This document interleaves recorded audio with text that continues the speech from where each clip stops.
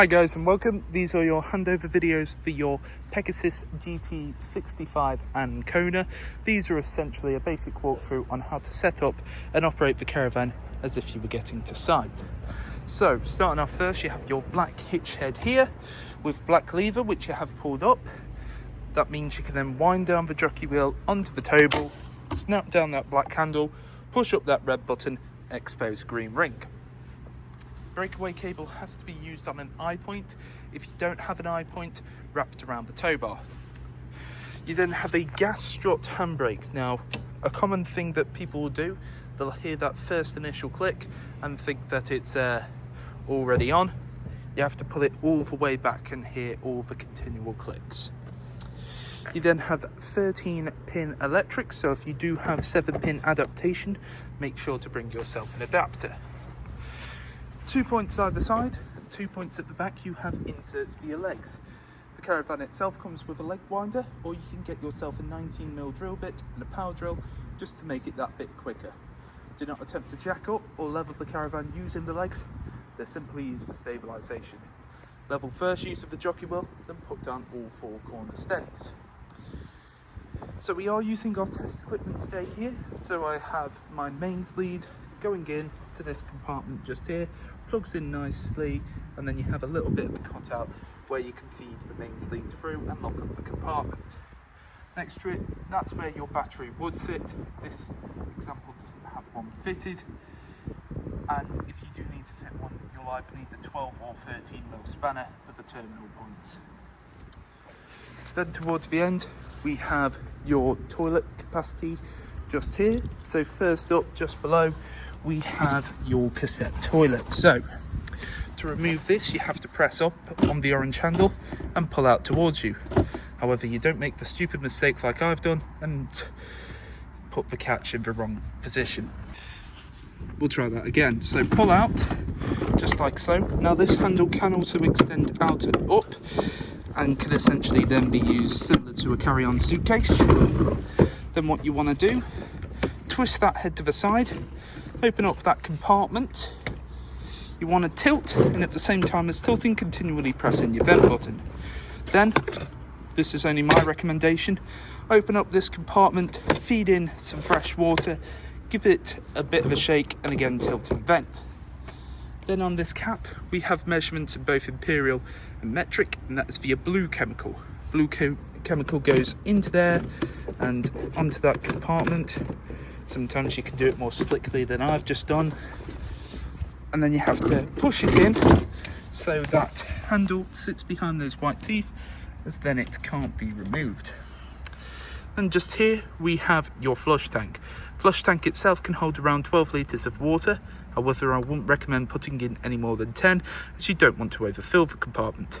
You can also add a little bit of pink chemical which works as a bleach without being corrosive and makes it smell a bit nicer.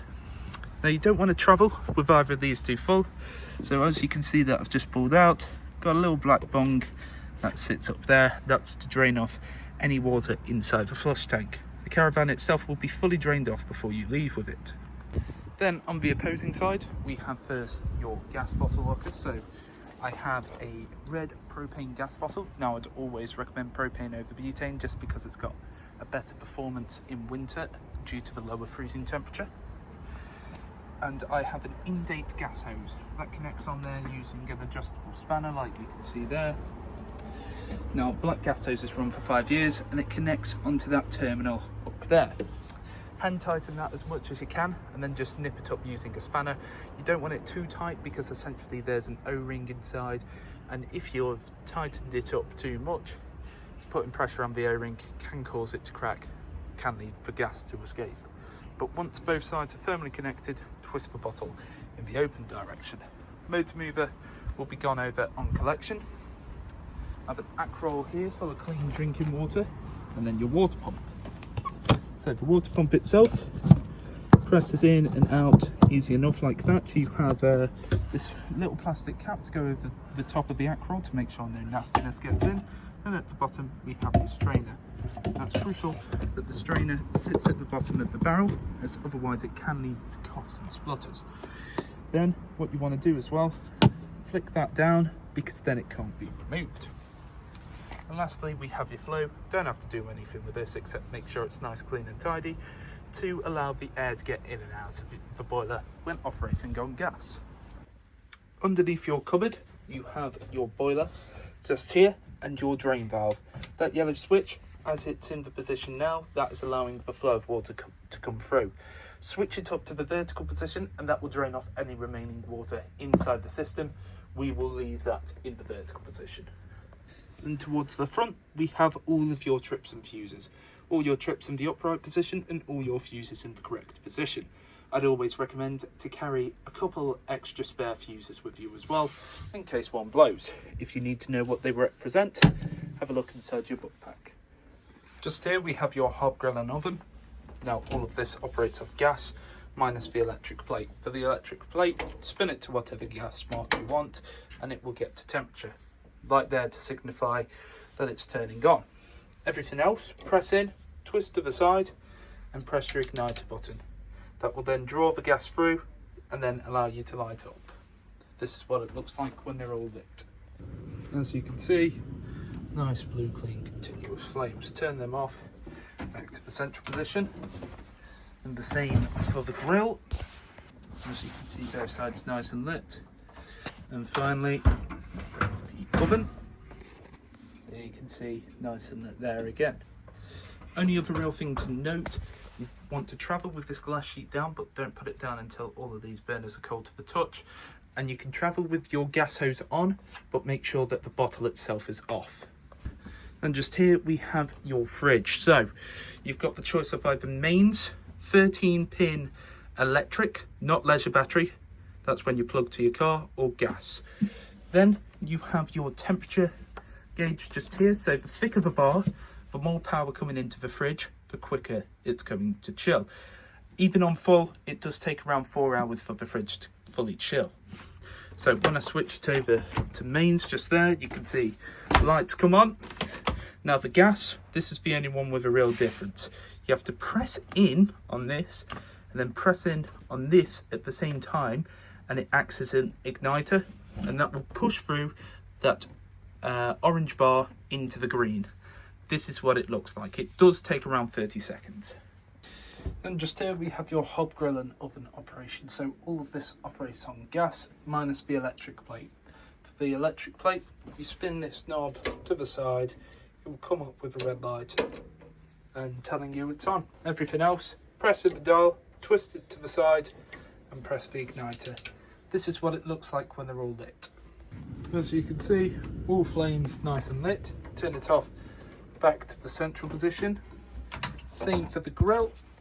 Again, nice and lit. And finally, the oven. So there we can see oven nice and lit there as well. Only other real thing to note, you want to make sure you travel with this glass sheet down, but don't put it down until all the burners are cold to the touch. And you can travel with the gas hose on, but make sure that the gas bottle itself is off.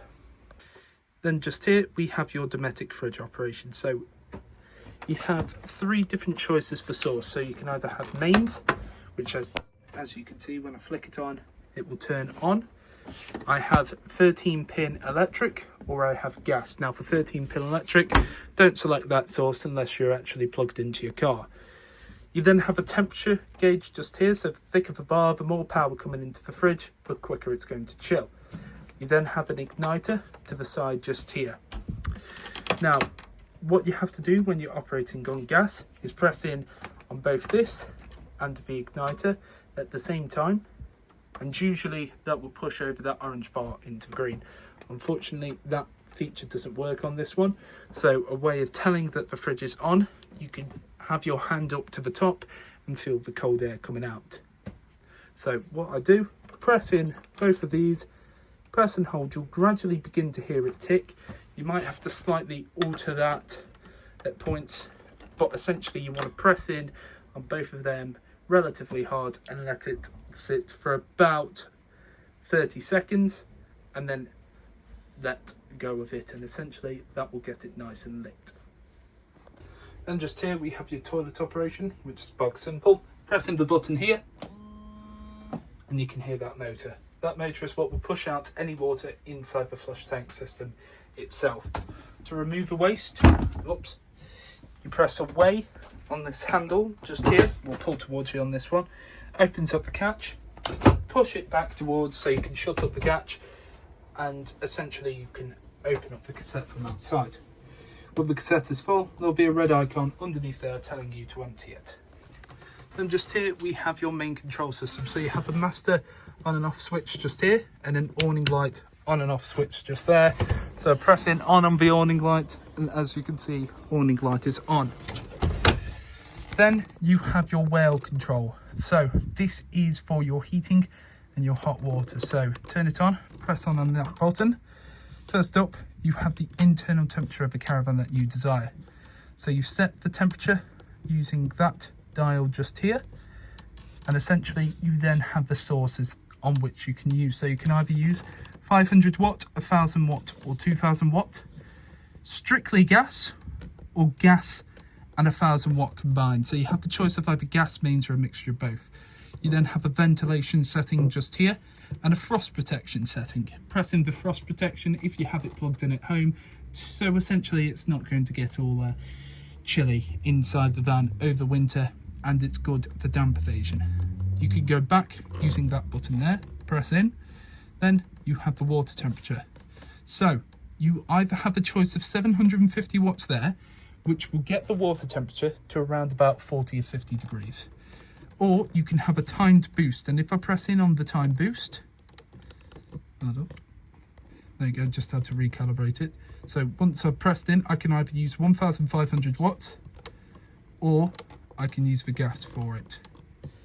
So I've just got to press in to change it over. So that time boost runs for 15 minutes, and then once those 15 minutes are up, it stops and it flicks back over to the 750. Ideal if you want to use the shower or something like that. Then have a timer setting just here, and then you have your water pump just here. So I've pressed in on the water pump. You let it run for about 20 to 30 seconds on the tap. Open up on both cold and hot.